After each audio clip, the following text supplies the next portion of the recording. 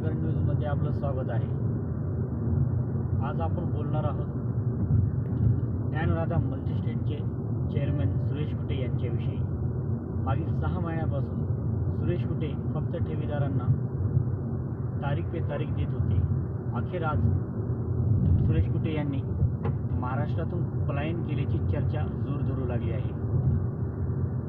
सुरेश कुटे हे महाराष्ट्रातून निघून गेले आहेत का, याविषयी आपण सविस्तर आपल्याला माहिती देणार आहोत।